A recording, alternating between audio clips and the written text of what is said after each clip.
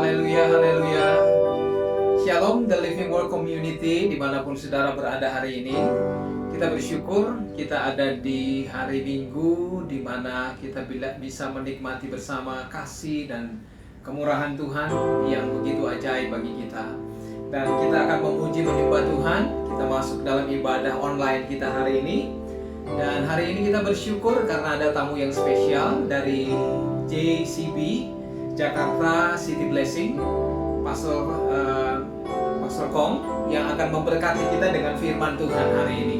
Dan saya percaya Tuhan telah memperlengkapi hamba Tuhan ini untuk membawa sesuatu yang khusus bagi kita, khususnya di hari-hari yang sulit ini bagi kita. Amin. Mari kita berdoa, kita nikmati Tuhan hari ini bersama-sama. Haleluya, haleluya. Bapa, kami bersyukur Tuhan karena kami ada di dalam Engkau. Karena salib-Mu, karena kebenaran-Mu, perlindungan-Mu yang sempurna Tuhan telah menjadi jaminan kehidupan kami saat ini. Bahkan Bapa, kami bersyukur karena di dalam Engkau Tuhan semuanya ada dalam kendali. Di dalam Engkau ada damai sejahtera. Engkau sudah berkata kepada kami bahwa ketika kami ada dalam Kristus, kami sudah masuk dalam hadirat-Mu, dalam kerajaan-Mu. Terima kasih Bapa, terima kasih Tuhan. Kasih-Mu penuh di atas kami, anugerah-Mu melimpah di atas kami. Terima kasih Bapa. Thank you Jesus. Kami mau serahkan Tuhan ibadah kami dalam tangan-Mu. Kami percaya semua hamba-hamba-Mu yang melayani telah diurapi oleh Tuhan. Kami menikmati Engkau bersama Tuhan saat ini di dalam nama Bapa, Anak dan Roh Kudus, yaitu di dalam nama Tuhan Yesus Kristus. Harapanku di dalam-Mu, hanya Kau Yesus kuatku. Ku percaya, ku aman dalam-Mu.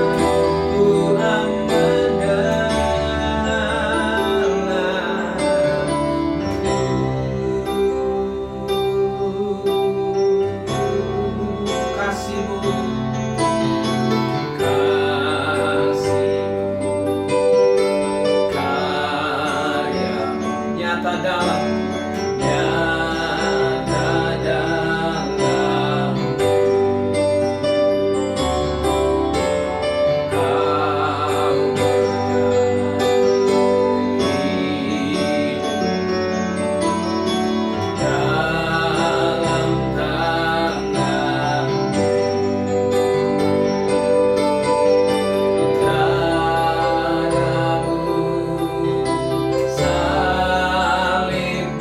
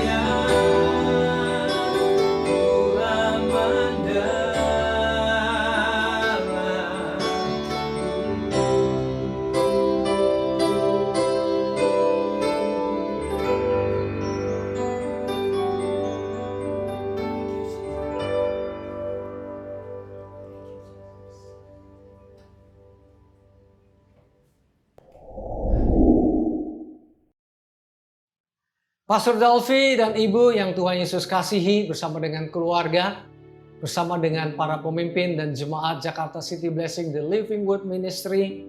Shalom, selamat hari Minggu, selamat beribadah. Dan kita akan mendengar firman Tuhan yang luar biasa. Saya mengucap syukur bisa punya kesempatan untuk membagikan firman Tuhan yang menguatkan saudara. I trust, I believe firman Tuhan ini akan menjadi berkat buat hidup saudara, termasuk hidup saya di tengah-tengah pandemi saat ini. Dan kita belajar firman Tuhan lagi, tapi sebelumnya seperti biasa, kita akan mengambil perjamuan kudus terlebih dahulu. Dan saya ajak saudara untuk mengingat akan kejadian di kolam Bethesda, bahwa kesembuhan ilahi adalah hadiah dari surga. Tidak kita terima dengan kita melakukan segala sesuatu, walaupun itu bagus, tapi kita tidak bisa kita tidak bisa mendapatkan kesembuhan ilahi dengan kekuatan kita. Karena ini adalah hadiah dari surga. Dan Tuhan Yesus memberikan hadiah dengan cuma-cuma maksud saya. Dan bagian kita adalah melihatnya dengan percaya, menerima kesembuhan ilahi. Angkat roti yang ada di tangan saudara, tidak jadi masalah merek apa roti yang saudara pegang. Karena kita akan melihat dengan kacamata rohani, di mana ini adalah simbolnya. Kita diingatkan lewat roti ini bahwa roti yang hidup yang sesungguhnya, tubuh Tuhan Yesus, sudah dikorbankan dengan segala luka yang ada di tubuhnya. Bilurnya menyembuhkan setiap hidup saudara dan saya. Terima dengan ucapan syukur di dalam nama Tuhan Yesus Kristus. Bapa, kami menerima pengorbanan yang sempurna dari Tuhan Yesus lewat tubuhmu yang telah dipecah-pecahkan, disalibkan, dipukul sehingga bilurmu menyembuhkan kami dari setiap sakit penyakit dan memberikan kami kesehatan ilahi. Dalam nama Tuhan Yesus kami berdoa dan mengucap syukur. Amin. Mari kita makan tubuh Tuhan Yesus.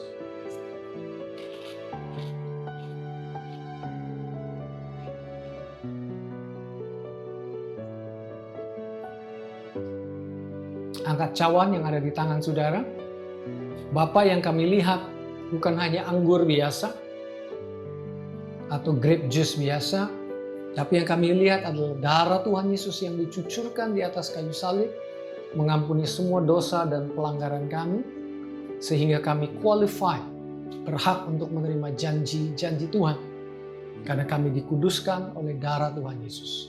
Mari kita minum darah Tuhan Yesus. Terima kasih Tuhan, kami menerima kesembuhan ilahi dari Tuhan, kami menerima kesehatan ilahi, dan kami menerima pengampunan dosa. Tuhan tidak ingat lagi setiap pelanggaran dosa dan pelanggaran kami. Sungguh luar biasa cara Engkau bekerja. Dalam nama Tuhan Yesus kami berdoa dan mengucap syukur. Amin. Saudara, satu hari saya bangun pagi dan saya bilang sama Tuhan, Tuhan kasih saya dong sesuatu yang bisa saya sampaikan, yang menjadi kekuatan bagi orang yang mendengar. Khususnya di tengah situasi yang saat ini oleh pemerintah disebut darurat. Berita yang saudara dengar, fakta yang saudara lihat, itu betul-betul menakutkan. Sehingga yang masuk telinga kita adalah sesuatu yang mengerikan, darurat. Dan tentunya itu akan membuat jiwa kita menjadi takut, menjadi khawatir. Dan saya berdoa sama Tuhan, dan Tuhan tunjukkan kepada saya tentu tidak lain tidak bukan Dia adalah Tuhan Yesus. Bagaimana Tuhan Yesus mengalami situasi yang darurat pada waktu Dia hidup di muka bumi ini, dan Dia mengalahkan keadaan tersebut. Dia menang terhadap keadaan tersebut. Jadi itu adalah bekal buat saudara dan saya mengalami situasi di tengah-tengah kita. Ada PPKM darurat, saudara dan saya tidak perlu takut, saudara dan saya tidak perlu khawatir, dan melihat bahwa kemenangan ada pada hidup saudara dan saya. Dan satu hal yang saya pelajari bahwa pada waktu Tuhan Yesus mengalahkan situasi yang darurat di dalam kehidupannya, sebentar lagi kita lihat ceritanya, kemenangan Tuhan Yesus adalah kemenangan saudara dan saya. Dia mengalahkan keadaan darurat tersebut tidak hanya untuk dia, tetapi untuk saudara dan saya. Oleh sebab itu ceritanya Waktu Yesus mengalahkan keadaan darurat adalah relevan buat saudara dan saya hari ini. Pastor Kong, apa yang dialami Tuhan Yesus sehingga Pastor Kong berkata dia di dalam keadaan darurat? Jawabannya adalah Tuhan Yesus lapar. Benar-benar lapar. Orang yang lapar itu adalah orang yang helpless, gak bisa ngapa-ngapain. Orang yang lapar itu ada di dalam kondisi hidup atau mati. Mati atau hidup. Dan pada zaman Tuhan Yesus, dia tidak punya fasilitas dari pemerintah apapun. Kita di Indonesia masih mengucap syukur. Dari pemerintah masih memberikan sembako, masih memperhatikan rakyat yang mengalami impact daripada keadaan darurat. Tentunya kita berdoa supaya uang tersebut sampai langsung kepada masyarakat yang membutuhkannya. Tetapi di zamannya Tuhan Yesus, dia lapar dan dia tidak ada satu orang pun, pemerintah apapun yang memberikan dia fasilitas. Jadi dia harus berjuang sendirian. Dan puji Tuhan, dia menang. Kemenangan dia adalah kemenangan saudara dan kemenangan saya. Tidak hanya Tuhan Yesus lapar, tetapi iblis itu mentertawakan dia. Iblis itu ngenyek dia. Iblis itu menghantam jiwanya. Iblis itu menghantam identitasnya. Jadi iblis itu memang jahat. Dia menyerang tubuh manusia. Dia juga menyerang emosi manusia. Tuhan Yesus mengalami dua tantangan yang terberat. Secara jasmania, secara jiwanya. Tapi puji Tuhan, dia menang. Jadi kalau saudara dan saya ada tantangan secara jasmania, termasuk jiwanya, kita pasti menang. Karena kemenangan Tuhan Yesus adalah kemenangan saudara dan kemenangan saya. Saudara, tantangan di dalam jiwa itu juga real. Satu hari saya pernah nonton bola, di mana satu dengan yang lain itu saling ngomong-ngomongin, nyenyekin, saling adu mulut. Dan yang satu tuh nggak bisa terima, emosi dia. Jadi dia main pukul, saudara. Jadi jangan anggap remeh tantangan di dalam emosi seseorang, karena reaksinya bisa di dalam alam jasmania kita. Matius 4, ayat 1, 2, dan 3 saya bacakan saudara ya. Sesudah itu Roh Kudus membawa Yesus ke padang gurun yang sunyi untuk menunjukkan kekuatannya melawan si pendakwa dengan melalui pencobaan. Saya berhenti dulu di ayat ini. Saya ingin mengucap syukur sama Tuhan bahwa di situ dikatakan Roh Kudus membawa Tuhan Yesus ke padang gurun untuk dicobai. Dalam ayat ini saya mengucap syukur bahwa karena Tuhan Yesus sudah dibawa oleh Roh Kudus untuk mengalami pencobaan dan tantangan, saya percaya Roh Kudus tidak lagi membawa saudara dan saya ke dalam tantangan dan pencobaan. Puji Tuhan. Jadi kalau saudara dan saya mengalami tantangan dan tantangan, itu pasti bukan dari Roh Kudus. Itu dari si iblis atau dari keinginan daging kita. Roh Kudus tidak membawa saudara mengalami tantangan supaya saudara kalah. Enggak. Roh Kudus justru menolong saudara dan saya di setiap tantangan. Jadi kalau ada tantangan dan rintangan keadaan darurat sekarang, percayalah Roh Kudus pasti menolong saudara dan saya. Jadi Tuhan Yesus itu mengambil posisi saudara dan saya pada waktu dia mengalami setiap tantangan dan setiap rintangan. Dan karena dia menang, kemenangan dia adalah kemenangan saudara dan kemenangan saya. Puji Tuhan. Ayat yang kedua, sesudah berpuasa selama 40 hari, Yesus sangat lemah dan merasa sangat lapar. Itulah keadaan Tuhan Yesus. Kemudian si pencoba itu datang untuk membujuknya, menyediakan makanan dengan melakukan mukjizat. Jadi dia berkata kepada Yesus, "Bagaimana mungkin engkau anak Allah, tetapi kelaparan?" Ini tantangan secara jiwa. Yesus dihajar habis-habisan sama iblis. Badannya sudah lemah, jiwanya sekarang ingin dihancurkan. Perintahkan saja batu-batu ini supaya menjadi roti. Matius 4 ayat 1 sampai dengan 3. Tapi saya mengucap syukur. Sekali lagi, His victory is your victory. Kemenangan Tuhan adalah kemenangan saudara dan saya. Yesus dipaksa untuk merubah roti, untuk merubah batu menjadi roti. Apabila dia melakukan mengubah batu menjadi roti, dia kenyang. Dia tidak lapar lagi. Dia hidup. Tetapi misinya untuk menyelamatkan saudara dan saya sebagai manusia gagal. Tuhan Yesus itu perlu datang sebagai manusia biasa. Makanya dia pakai badan manusia biasa dengan segala rasa lelah dan lain sebagainya. Dia harus menjadi seperti kita, kata Ibrani, supaya dia bisa relate dengan saudara dan saya. Supaya dia bisa mengidentifikasi dirinya dengan saudara dan saya. Supaya saudara bisa berkata, saya mengalami tantangan ini, Tuhan Yesus juga mengalami tantangan ini. Dan karena Tuhan Yesus menang, saya juga menang. Tuhan Yesus itu tidak menang sebagai Tuhan. Dia menang sebagai manusia. Berarti tidak ada tantangan dan rintangan apapun yang mencoba menghalangi saya sebagai manusia yang akan berhasil. Makanya Tuhan Yesus tidak boleh merubah batu tersebut menjadi roti. Misinya akan gagal. Yang kedua, tapi ini buah si malakama. Kalau dia tidak merubah batu tersebut menjadi roti, berarti Tuhan Yesus akan mati kelaparan. Karena dia selain Son of God, anak putra Allah, dia juga putra manusia yang terdiri dari tubuh dan darah dan daging yang harus makan. Apalagi dia posisinya sudah 40 hari nggak makan. Saudara, dalam hidup ini kalau saudara nggak makan dalam kurun waktu tertentu, badan saudara akan capek, lelah, lapar, saudara akan berbagai macam istilah kedokteran, intinya saudara akan mati, saudara. Nah, menghadapi tantangan yang darurat, hidup dan mati. Bagaimana respon Tuhan Yesus yang saudara dan saya bisa pelajari hari ini? Dan jawabannya sederhana. Tuhan Yesus tidak melihat kepada tubuhnya yang lagi lapar.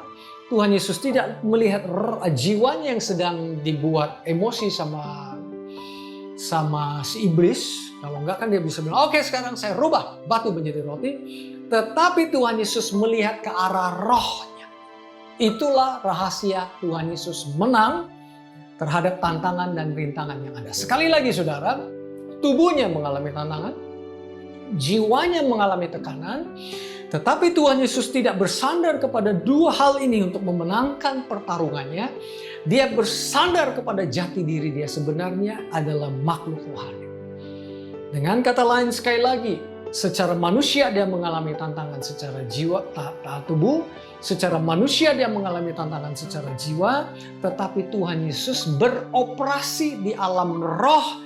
Dia melihat siapa dia di dalam nama Bapa di surga. Haleluya.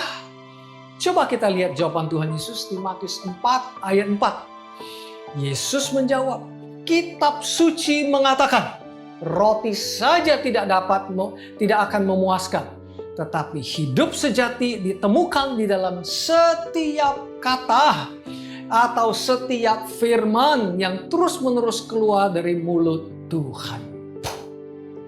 Jadi saudara, lewat ayat ini, saudara dan saya mengalami darurat secara jasmania, mengalami darurat secara jiwania. Tetapi saudara, hidup saudara yang sesungguhnya, sumber hidup itu adalah dari Tuhan, dari firman Tuhan. Haleluya. Dan firman Tuhan itu sudah saudara miliki. Ada kitab Kejadian sampai Wahyu yang saudara bisa makan setiap hari. Itu adalah makanan roh saudara yang menghidupkan jiwa saudara dan menghidupkan tubuh saudara. Saudara tahu kan bagaimana Tuhan menciptakan dunia ini? Keren. Dia berfirman, artinya dia berkata, jadilah terang, maka terang itu jadi. Jadilah apalagi cakrawala, cakrawala pun jadi. Jadilah Amerika, Amerika jadi. Jadilah Indonesia, Indonesia jadi. Sangat amat luar biasa.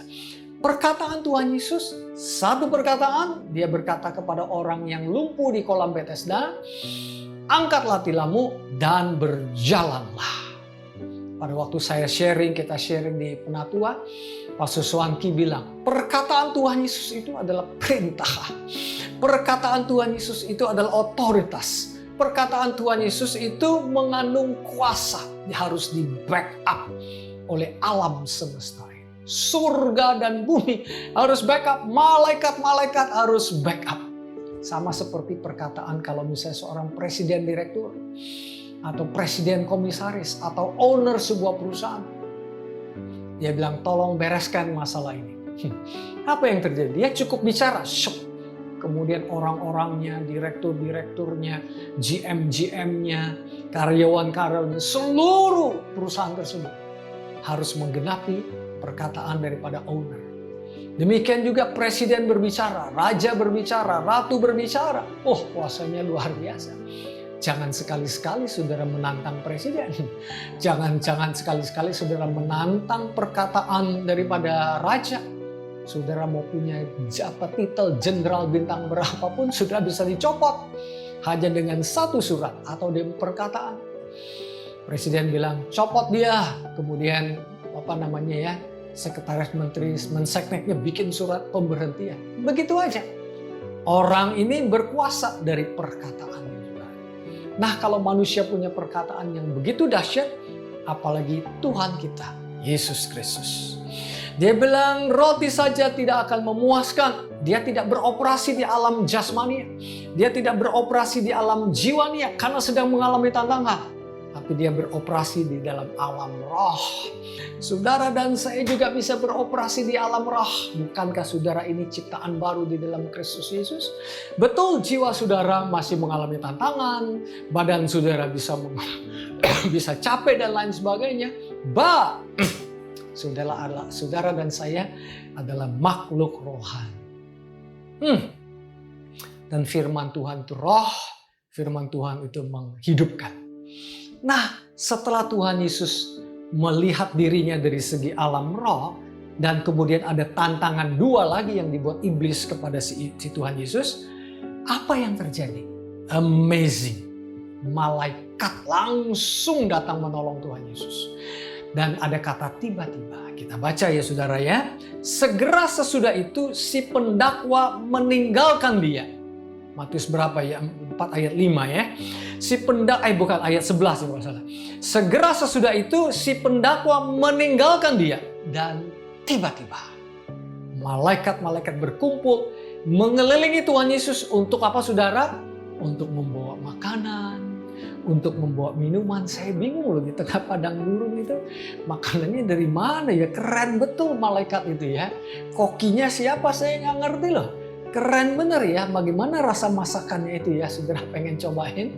Bagaimana rasakan minumannya ya. Malaikat bisa melakukannya. Dan di zaman sekarang malaikat bisa melakukannya dengan berbagai cara.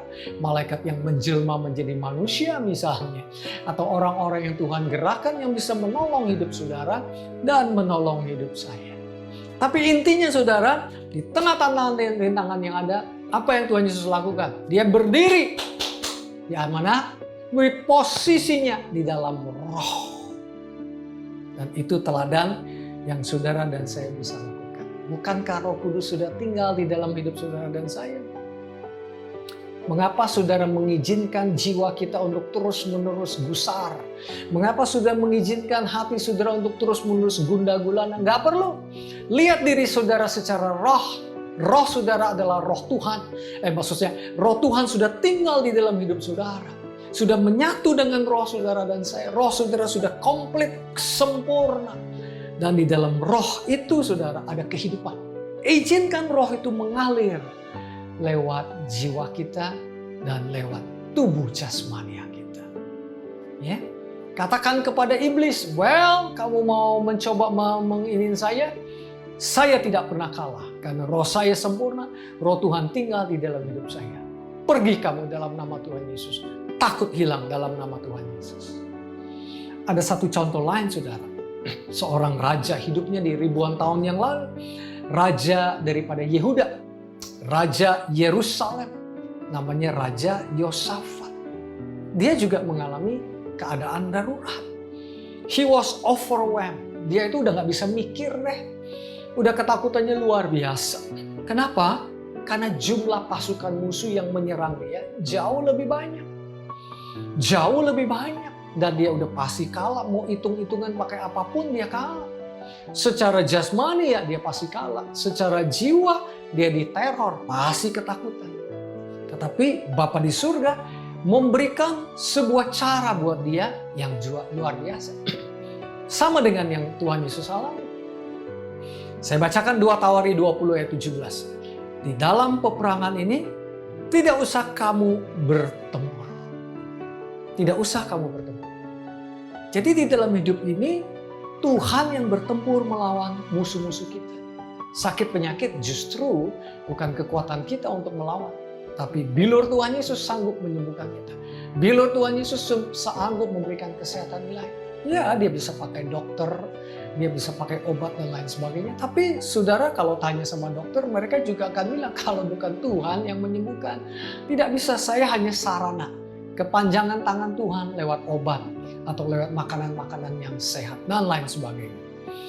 Dalam peperangan ini tidak usah kamu bertempur. Hai Yehuda dan Yerusalem. Ini saya kasih warna kuning, kasih bold. Tinggallah berdiri di tempat. Dan lihatlah bagaimana Tuhan memberikan kemenangan kepadamu. Janganlah kamu takut dan terkejut. Majulah besok menghadapi mereka. Tuhan akan menyertai kamu. Jadi di dalam ayat ini saudara bisa melihat Bapa di surga itu lewat nabi pada waktu itu ya. Memberikan instruksi kepada Yosafat untuk tinggal berdiri di tempat ini. Tinggal berdiri di tempat itu artinya dia mengambil posisi. Posisi apa? Posisi berkemenangan. Posisi apa? Posisi di alam roh. Posisi apa? Posisi yang berkata Tuhan menyertai kamu. Jadi Raja Yosafat sadar di dalam sebuah posisi bahwa peperangan ini adalah peperangan Tuhan itu sendiri dan dia beserta dengan kita. Bagian kita adalah tidak perlu takut, tidak perlu gelisah. Bagian kita adalah tinggal di dalam posisi kita dan melihat Tuhan bekerja dengan luar biasa. Luar biasa. Dan kemudian apa yang terjadi? Raja Yosafat tidak lagi takut dengan pertempuran tersebut. Bahkan dia memajukan pasukannya. Dan setelah berkonsultasi dengan orang-orangnya, dengan penasehat-penasehatnya, apa yang Raja lakukan? Raja membentuk choir, tim untuk memuji nama Tuhan. Sangat luar biasa. Dan ini bisa menjadi contoh buat saudara dan saya. Dengan kata lain, Yosafat itu seperti Tuhan Yesus, dia belajar. Dia berkata, kalau Tuhan Yesus berkata manusia tidak hidup dari roti saja tidak memuaskan. Yosafat di dalam bahasa dia bisa bilang begini, pertempuran ini bukan pertempuran saya. Saya tidak bisa mengerahkan pasukan saya untuk memenangi pertempuran ini. Namun demikian, saya akan ambil posisi saya akan memuji-muji nama Tuhan. Kalau waktu dalam pertempuran dia memuji-muji nama Tuhan, berarti dia mengagungkan nama Tuhan. Berarti dia berkata menurut saya ya, kira-kira lagu-lagunya seperti inilah. Kan kata-katanya adalah, dalam nyanyian mereka itu adalah, kasih setia Tuhan itu, He is good, His steadfastness is good forever. Kasih setia Tuhan itu tidak pernah pergi dan selalu ada bersama-sama dengan mereka. His good, His mercy endures forever. Belas kasihan Tuhan itu bertahan untuk selama-lamanya. Nah, kalau di dalam bahasa sekarang atau lagu sekarang itu ya, saya nyanyikan kurang lebih gini. How great is our God, salah satu lagu favorit saya. Sing with me how great, betapa besar Engkau, luar biasa. Atau lagu yang dikarang oleh Pastor Jeffrey, ku tak akan gentar lagi akan apapun juga. Udah itu dikatakan, kutuk penyakit dan ketakutan telah dikalahkan Yesus. Berarti di dalam puji-pujian tersebut Yosafat mengambil posisi sadar bahwa Tuhan itu menolong dia. Sadar bahwa Tuhanlah yang akan berperang. Dan betul saja kita tahu apa yang terjadi, kemungkinan sudah tahu ceritanya bahwa musuh saling berantem satu dengan yang lain, saling bunuh-bunuhan. Dan jarahan perangnya itu perlu 3 hari untuk mengambilnya. Luar biasa. Jadi saudara, di tengah-tengah situasi yang darurat sekarang, PPKM darurat, apa yang saudara dan saya bisa lakukan? Saudara bisa ambil posisi saudara sebagai manusia roh. Saudara bisa berkata, "Hei, Tuhan sudah tinggal di dalam rohku. Tuhan sudah mengasihiku. Tuhan sudah bersamaku.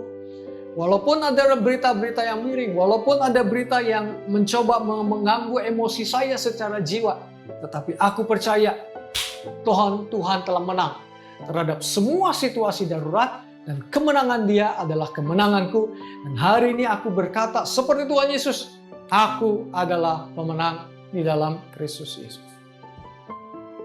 Ngomong-ngomong tentang posisi saudara ya, saya punya cerita yang lucu. Dan ini true story. Seorang bayi, dia sudah mau lahir. Dia di dalam kandungan ibunya di dalam posisi yang sudah mau keluar, alias tidak sungsang. Namun satu hari itu bayi itu tidak di dalam posisi mau keluar. Rupanya bayi itu juga bisa stres, saudara. Ya, karena papa mamanya lagi cekcok. Mengapa demikian? Satu hari rupanya papanya itu kehilangan pekerjaan. Jadi stres itu kebawa sama ibunya. Akhirnya di dalam percakapan mereka ada percakapan yang stres, malah kadang bersitegang antara suami dan istri. Rupanya anak itu bisa mendengar. By the way, anak bisa mendengar, saudara. Janin bisa mendengar. Buktinya pada waktu Elizabeth, ingat, datang kepada Maria, mamanya Tuhan Yesus, dan suara salam daripada Elizabeth kedengaran. Dan bayi dalam Tuhan Yesus itu melompat di dalam kandungan. Berarti janin itu sudah punya telinga untuk mendengar, walaupun di dalam janin mereka mungkin ininya belum lengkap ya. Tetapi ya saya nggak ngerti lah secara saintifik ya. Tapi Tuhan bisa membuat bayi itu sudah merupakan makhluk hidup. Sudah ada rohnya kali ya. Mendengar atau ada jiwanya, saya kurang mengerti bahasa janin. Tapi intinya Alkitab berkata dia bisa mendengar. Dan kemudian lewat konselor yang sensitif pada hari itu, konselornya mendoakan, dan besoknya pada waktu mau delivery atau 1-2 hari sebelum mau keluar bayinya, bayi yang sungsang tadi ada di dalam posisi yang sudah normal kembali. Jadi bayi itu pada waktu mendengar suara Tuhan, dia mengambil posisi yang siap untuk keluar. Tapi kalau dia takut, dia menjadi mengambil posisi yang negatif.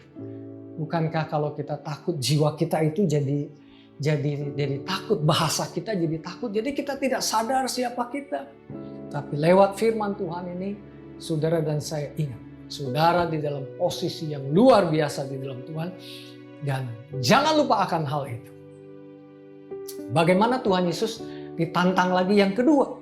Si iblis itu memakai kata confusion, kebingungan, hoax, berita yang salah, atau berita yang separuh benar.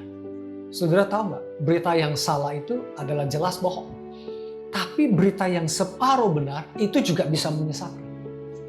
Contoh, pada waktu saya cerita kepada saudara informasi-informasi yang benar, separuh berita saya ceritakan, kemudian saya mengambil yang konklusi yang salah. Saudara bisa ke bawah sama saya ngomong yang benar, kemudian tiba-tiba saya kasih informasi yang salah, saudara bisa berpikir informasi itu dari awal sampai akhirnya benar.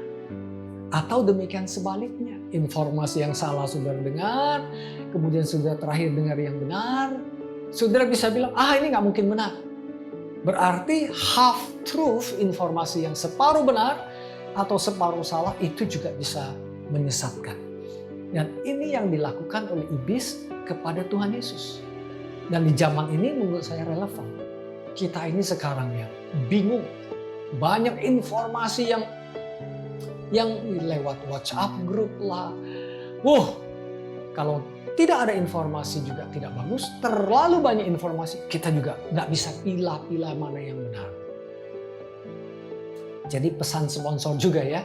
Kalau saudara baca sebuah berita, berdoa terlebih dahulu, ini layak di forward nggak ke orang lain. Kalau sesuatu yang menakutkan, nggak usah deh. Kalau kabar baik, langsung kasih ke orang lain. Kita baca Matius pasal 4 yang berikutnya ya. Kemudian si pendakwa memindahkan Yesus ke kota suci Yerusalem dan menempatkan dia di puncak bait Allah dan berkata kepadanya, "Kalau engkau benar-benar anak Allah, melompatlah. Maka malaikat-malaikat akan menangkapmu. Karena tertulis." Nah, ini hoaxnya di situ atau half truth. Karena tertulis di dalam kitab suci, iblis mengutip kitab suci. Ia akan memerintahkan malaikat-malaikatnya untuk melindungimu dan mereka akan mengangkatmu supaya kakimu bahkan tidak akan memar terantuk batu. Tapi yang diambil sama iblis itu dari Mazmur 91 itu sebenarnya ayat perlindungan Tuhan kepada bangsanya, kepada umatnya. Dan ayat-ayat yang ada di Mazmur 91 itu justru ayat-ayat yang menyudutkan iblis. Ayat yang mestinya nggak dipakai. Kalau saya mau memenangkan sebuah argumen, tentunya saya pakai informasi yang pro saya dong. Bukan informasi yang melawan saya. Nah, Mazmur 91 adalah informasi yang melawan iblis. Kok iblis bisa pakai informasi itu kepada Tuhan Yesus? Bukankah itu bunuh diri? Kamikase? Bukankah itu kebodohan? Iya, saudara. Bisa iblis itu memang bodoh. Tetapi juga bisa yang keduanya. Iblis pura-pura bodoh. Dia pakai hoax, dia pakai separuh kebenaran dengan harapan dia bisa mengalahkan Tuhan Yesus. Bukankah informasi yang sekarang ini kadang membingungkan kita, jadi kita confused, saudara? Nah, itu yang dipakai iblis untuk Tuhan Yesus. Namun, bagaimana reaksi Tuhan Yesus? Tuhan Yesus kembali. Kalau dia tidak memakai tubuhnya, dia tidak memakai kekuatan jiwanya. Yang pertama, dia kembali ke alam rohnya, siapa dia di dalam Kristus, di dalam Bapa di surga. Tantangan yang kedua sama. Tuhan Yesus tidak bergumul di dalam jasmanianya. Dia tidak bergumul di alam jiwaninya ya. Dia mengambil posisi, hold on to his position sebagai firman Allah. Karena firman itu roh, jadi kurang lebih sama. Bukan kurang lebih sama ya. The word of God is spirit, firman Tuhan itu adalah roh. Sekali lagi Yesus berkata, ini jawaban Tuhan Yesus kepada iblis yang mencoba membuat hoax atau informasi separuh benar. Sekali lagi Yesus berkata kepadanya, kitab suci mengatakan. Wah, dia quote kitab suci yang benar. Informasi yang tepat. Dan dia bilang, janganlah pernah engkau mencobai Tuhan Allahmu. Matius 4 ayat 7 TPT Translation. Dia menohoks iblis. Kamu jangan main-main dengan informasi hoax. Kamu nggak bisa tipu saya. Kamu jangan coba-coba untuk mencobai saya. Jangan twist the word, jangan memakai kebenaran sebentar kemudian diputar sedemikian rupa untuk manipulasi. Saudara, itu yang juga saudara dan saya bisa lakukan. Di tengah-tengah pandemi, di tengah-tengah keadaan darurat, ada janji firman Tuhan buat saudara dan saya. Yohanes 8 ayat 32, kamu akan mengetahui kebenaran. Bukan mengetahui separuh kebenaran, bukan mengetahui seperempat kebenaran, kamu akan mengetahui kebenaran, dan pada waktu kamu mengetahui kebenaran itu akan memerdekakan saudara dan saya. Kabar darurat membuat kita tercengkeram. Kabar darurat membuat hati kita terbelenggu, membuat kita merasa cemas, kita dimasukkan ke dalam penjara. Tetapi kebenaran firman Tuhan memerdekakan saudara dan saya. Di tengah-tengah pandemi, keadaan darurat, firman Tuhan bisa datang ke dalam hidup saudara. Saudara bisa mengenal kebenaran. Oleh sebab itu saya mengucap syukur. Saya mengambil waktu, saya belajar dari Tuhan. Dari setiap hari, hampir setiap hari lah. Dari buku Kejadian sampai Wahyu yang Tuhan berikan Alkitab. Saudara dan saya diberikan kesempatan untuk merenungkan firman Tuhan. Untuk membaca firman Tuhan. Pada waktu Roh Kudus mencerlikan firman Tuhan tersebut, kita bisa mengetahui kebenaran. Dan kata mengetahui itu bukan mengetahui secara cetek, saudara. Tapi mengetahui secara dalam sehingga kita tidak terombang-ambing oleh informasi yang separuh benar atau separuh salah. Kalau saudara mengerti betul misalnya ini adalah bukan gelas ya, ini adalah mangkok. Saudara kenal betul, saudara sudah bergaul sama mangkok ini, saudara sudah makan bersama dengan mangkok ini, minum dengan mangkok ini. Orang mau ngomong ini, apapun saudara nggak akan terperangkap di dalam ucapannya. Itu janji Tuhan, kamu akan mengetahui kebenaran. Dan tahu nggak kata mengetahui itu artinya apa? Artinya dalam bahasa Ibrani itu yada, di dalam bahasa Greek ada ginosko, itu berhubungan dengan hubungan. Itu artinya ada hubungan yang intim, hubungan yang erat sebagaimana layaknya suami dan istri. Dan Tuhan kasih saudara dan saya kesempatan pada waktu kita membaca firman Tuhan, merenungkan firman Tuhan akan masuk ke dalam hati dan pikiran saudara. Begitu dalamnya saudara tidak akan tergoyahkan. Ada cerita saudara. Suami istri yang sudah jadi suami istri, yang sudah bergaul berhari-hari, berminggu-minggu, bertahun-tahun, itu ekspresi daripada suaminya itu si istri sudah tahu artinya apa. Demikian juga ekspresi daripada istrinya itu suaminya udah tahu betul. Mengapa? Karena mereka sudah bergaul setiap hari, bergaul setiap jam, luar biasa. Sehingga istilahnya nggak usah ngomong pun udah ketahuan sudah. Malah suara langkah kakinya pun itu langkah kaki daripada istri saya, langkah kaki dari suami saya. Intonasinya pun bahasa yang dipakai udah ngerti betul. Nah, hubungan seperti itu yang Tuhan janjikan buat saudara dan saya, dan kamu akan mengetahui kebenaran. Yohanes 8 ayat 32, artinya kamu akan begitu eratnya dengan firman Tuhan. Firman Tuhan itu begitu eratnya dengan saudara dan saya. Saudara tidak perlu confused, bingung dengan keadaan apapun di dunia ini. Dan kebenaran itu akan memerdekakan saudara dan saya. Wow, haleluya. Luar biasa. Oleh sebab itu saudara, di tengah-tengah pandemi ini, saya punya 3 hal yang sederhana yang saya ingin bagikan. Nomor 1, sadarilah bahwa saudara dikasihi Tuhan. Kok itu penting, Pastor Kong? Sangat penting. Karena kekuatan Tuhan Yesus waktu dia mengalahkan si jahat di Matius 4, menurut saya ada di Matius 3 ayat 17 juga. Yang dia katakan, lalu terdengarlah suara dari surga yang mengatakan, inilah anakku yang kukasihi, kepadanyalah aku berkenan. Pada waktu Tuhan Yesus sadar bahwa Bapa dia mengasihi dia dengan segenap hati Bapa di surga. Unconditional love, kasih yang tidak pernah goyah. Dan Tuhan Yesus selalu dianggap anak yang berkenan, anak yang disayangi. Berarti apa?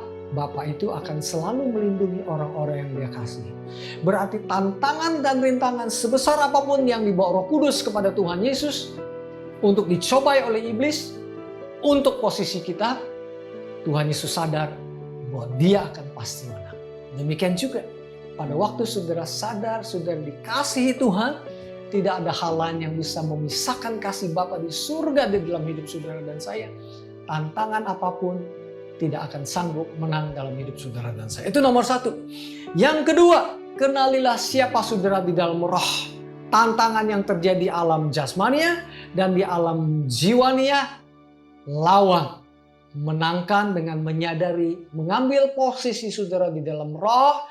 Katakan bahwa saudara adalah orang yang sudah disempurnakan Tuhan. Kebenaran Allah tinggal dalam hidup saudara.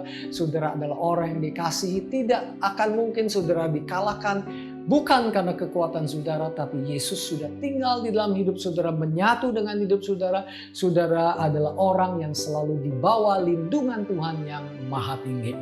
Dan yang ketiga, yang tidak kalah pentingnya menurut saya, ucapkan lewat mulut saudara. Katakan, deklarasikan, confess. Jangan cuma disimpan dalam hati rasa benar. Katakan, aku dikasihi Tuhan. Katakan, aku disayang sama Tuhan. Katakan, dia mengampuni semua dosa-dosaku. Katakan, dia menyembuhkan aku dari sakit penyakitku.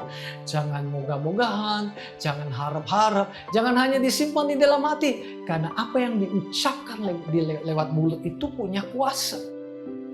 Confession itu bisa membawa keselamatan, maksudnya membawa manifestasi daripada apa yang kita percaya di dalam hati. Jadi sederhana saudara, di tengah pandemi. Nomor satu apa? Sadari bahwa sudah dikasihi Tuhan. Unconditional love.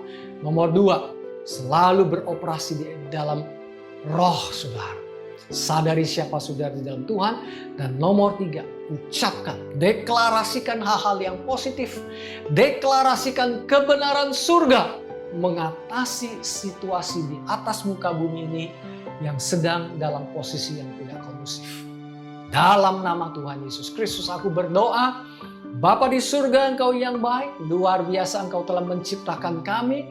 Dan hari ini aku berdoa untuk seluruh pemirsa pendengar yang setia, jemaat yang dikasihi Tuhan, dimanapun saudara berada. Aku berdoa supaya Roh Kudus mencerahkan mata hati kita, melihat siapa kita lewat kacamata rohani. Dalam nama Tuhan Yesus Kristus, kebutuhan apapun dari hidup saudara, ingat Tuhan selalu pro sama saudara. Tuhan memenuhi kebutuhan jiwa saudara, kebutuhan fisik saudara di dalam nama Tuhan Yesus Kristus lewat malaikat-malaikatnya yang Dia kirim. Dalam nama Tuhan Yesus. Amin. Pemirsa pendengar yang setia, Tuhan selalu mengasihi saudara. Dia begitu mengasihi saudara, pada hidup saudara yang berakhir, Dia ingin bawa saudara ke surga, hidup tanpa mengenal kematian lagi. Kalau saudara mau percaya, ikutin doa saya. Katakan, Tuhan Yesus, hari ini aku membuka hatiku. Katakan, aku percaya Engkau. Aku mengaku lewat mulutku, Engkau adalah Tuhanku. Engkau adalah juru selamatku, yang mengampuni segala dosa dan pelanggaranku. Terima kasih Tuhan. Katakan hari ini, jadikan aku putra putri kerajaan surga. Dalam nama Tuhan Yesus. Amin. Kalau saudara sudah berdoa demikian, yakinkan diri saudara. Saudara sekarang adalah putra putri kerajaan surga. Luar biasa. Jemaat yang dikasihi Tuhan, pemirsa, pendengar yang setia, terimalah damai sejahtera, sukacita dari surga untuk kehidupan saudara dan keluarga saudara. Di dalam nama Tuhan Yesus Kristus. Amin. God bless you. Jesus love you. Roh Kudus tinggal dan menyertai hidup saudara. Amin.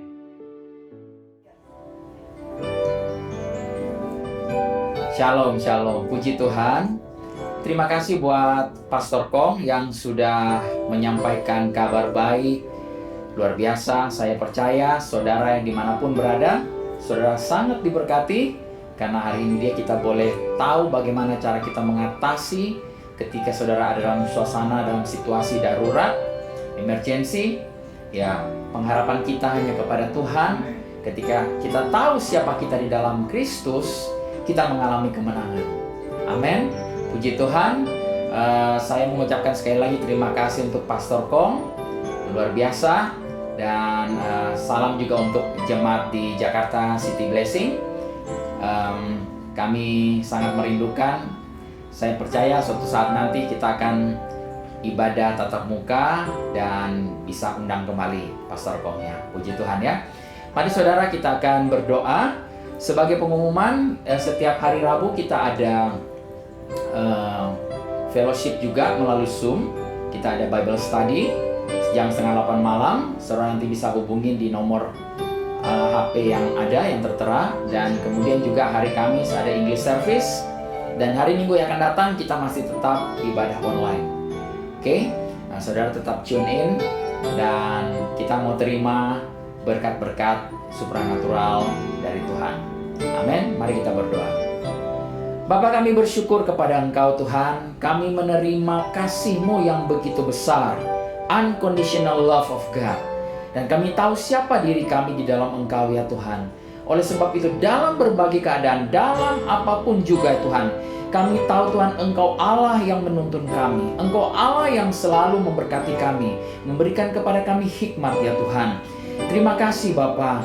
Kami percaya Tuhan melalui penyertaan perlindungan-Mu ini dia Tuhan, hidup kami hari demi hari Tuhan kami akan menerobos ya Bapa. Terima kasih Tuhan. saat ini juga kami berdoa, kalau ada di antara pemirsa yang sekarang ini mungkin dalam keadaan terbaring sakit Bapa, di dalam nama Dalam Yesus, nama Yesus. kami perkatakan, kuasa kesembuhan itu kami lepaskan sekarang ini juga. Terjadi kesembuhan. Terima kasih Bapa. Bangkit dan berjalanlah. Orang-orang yang sakit saat ini juga Engkau terima kesembuhan dari Bapa. Dalam nama Tuhan Yesus Kristus. Mau sakit apapun itu juga ya Bapak, terima kasih Tuhan. Kami percaya Engkau sudah menyembuhkan. Dan orang-orang ini semua sembuh Tuhan. Terima kasih Bapak. Kami mengucap syukur juga buat anak-anak-Mu yang saat ini mungkin sedang kesulitan dalam keadaan situasi ekonomi mereka. Tapi kami percaya ketika mereka mengarahkan pandangan mereka kepada Engkau Bapak, kebutuhan-keperluan mereka Engkau yang cukupkan secara supranatural Tuhan. Kami percaya Tuhan Engkau menyediakan segala apa yang kami perlukan menurut kekayaan dan kemuliaan-Mu dalam Kristus Yesus. Terima kasih Bapa, kami semua diberkati. Saudara-saudaraku yang kekasih, terimalah berkat dari Allah Bapa, cinta kasih dari Tuhan Yesus Kristus, penyertaan, penjagaan, perlindungan dari Allah Roh Kudus menyertai kita sekarang ini sampai Maranatha Tuhan Yesus datang pada kali yang kedua. Di dalam nama Tuhan Yesus Kristus. Haleluya. Amin. Selamat hari Minggu. Shalom, shalom. Tuhan memberkati.